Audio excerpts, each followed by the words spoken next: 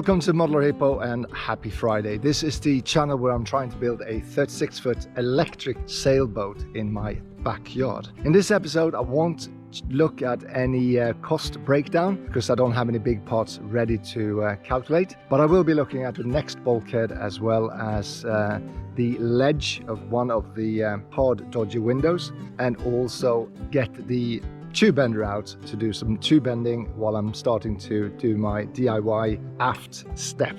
So let's take a look.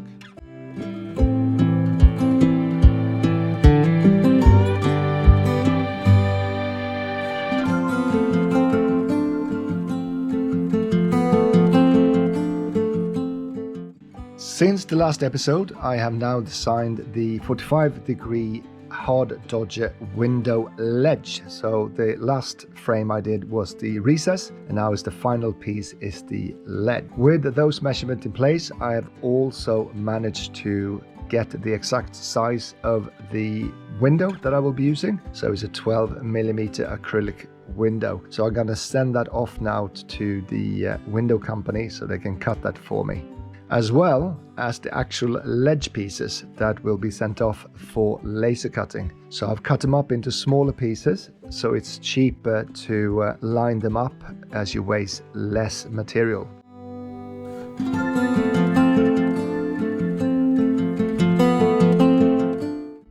Good morning, early material run. I'm going to pick up some laser cut parts and also drop some off for welding. I will be picking up the second battery box, as well as the recess frame for the angled hard dodger windows.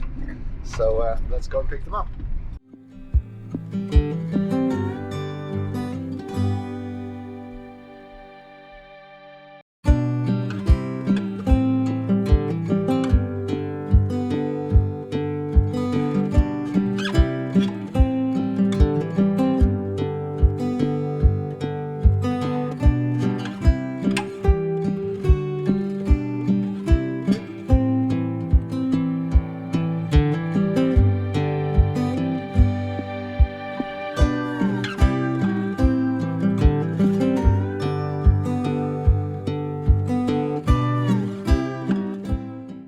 Pickup went well, so now I am off to pick up one of the bulkheads which has been welded.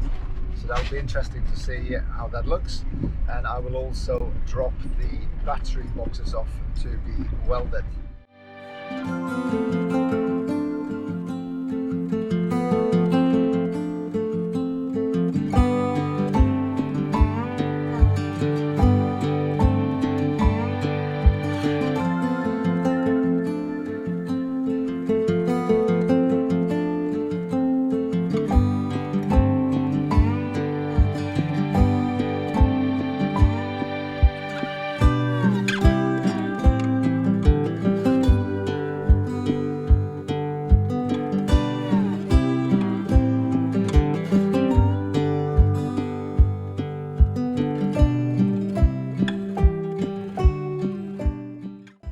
That's another bulkhead in storage. So we have bulkhead number 5 being laser cut, and then there's 4 bulkheads left, and then we can tick bulkheads off, which is going to be very nice.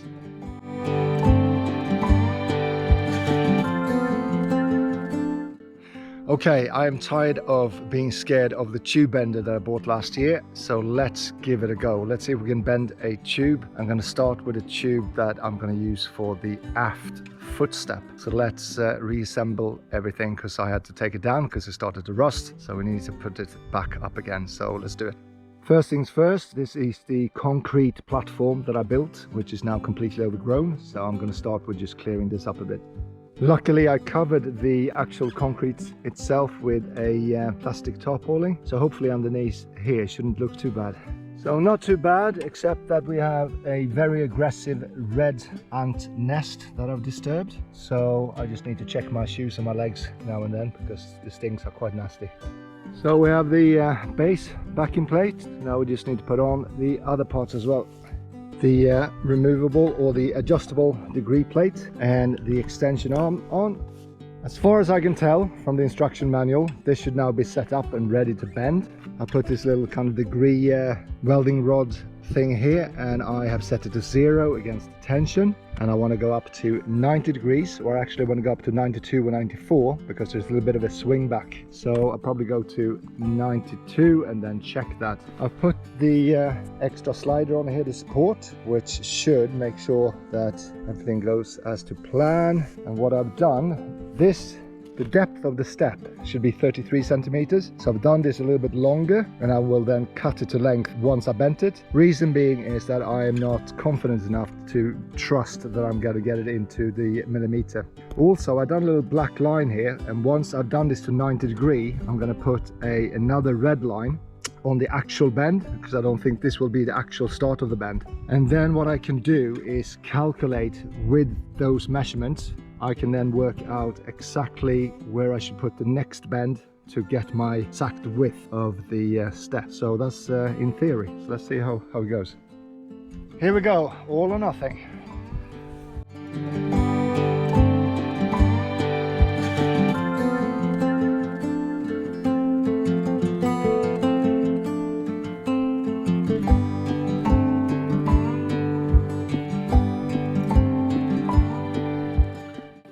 Then, if I understand it right, we want to move up one step to here and carry on. So we are now on 74 degrees.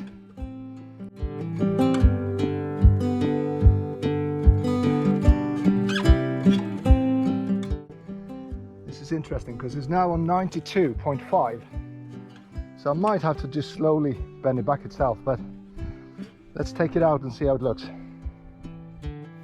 Really happy with the result. It did spring back, and it might not have been enough. It might be a little bit, probably 88 degrees now, not 90. So I should have gone a little bit further now in hindsight, but I can work with that. The actual bend itself looks good. It has kept its shape, which I'm happy with.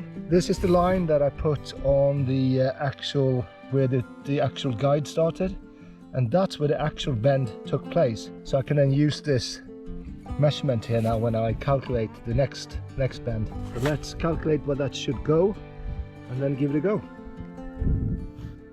So these are my calculations in theory. From the actual bend to this side bend, we have 17 centimeters from the outside, which means that if I make a line further up and withdraw or subtract 17 centimeters, I should end up with the outside diameter of 1277, which is what I want. So the idea is to measure from here all the way up to 1107, which is 1277 minus 170, and I should get close to somewhere where I want to be. So let's give it a go and hope for the best. What I also can do is put this back in the die and kind of just give it a little bit of a nudge when I'm done to get that perfect 90 degrees.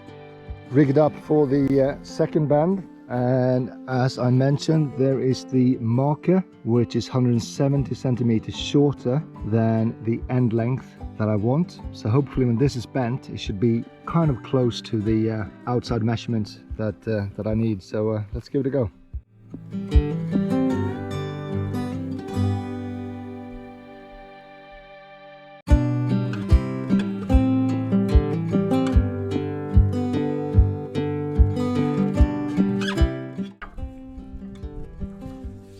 Degrees.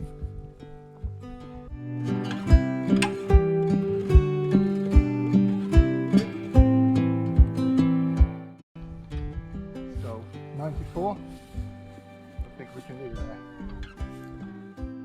Okay, moment of truth. I think the original design measurements are 1277 millimeters.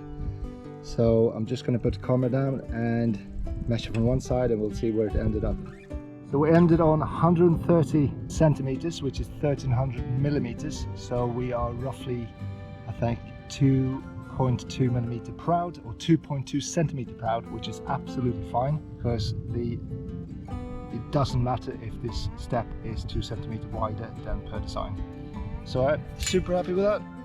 Next step is to cut these correct length or width, and once that's done I can then design a plate that can be welded on here with openings. So when I put the wood down, or in my case it's plastic, then there will be openings between the plastic for the water to run straight through. So yeah, let's give that a go. The width of the step is going to be 333 millimeters, so I marked that out. So I'm just going to use the grinder and cut these two pipes off so I have the right width.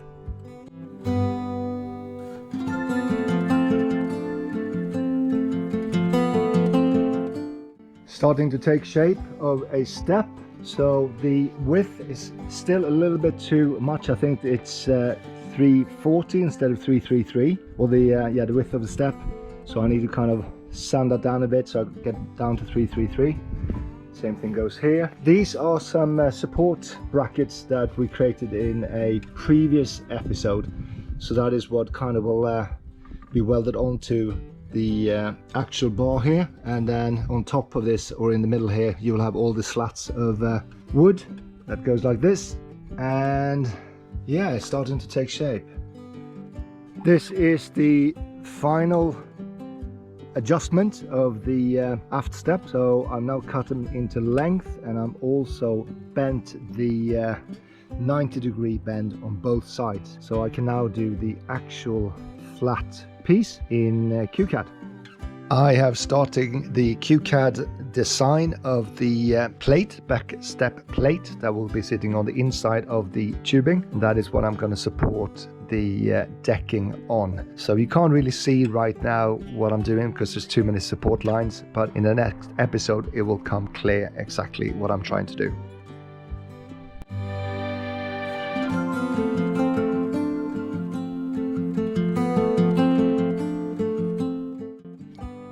As always, thank you for watching. If you're new to this channel and want to see more episodes, feel free to click that subscription button. If you have any questions, concerns or ideas, stick them in the comments and I will respond within 24 hours. And if you're interested in the actual motor build and the actual components side of things, then there will be a separate playlist for that. Until next time, have a nice weekend and I'll see you soon.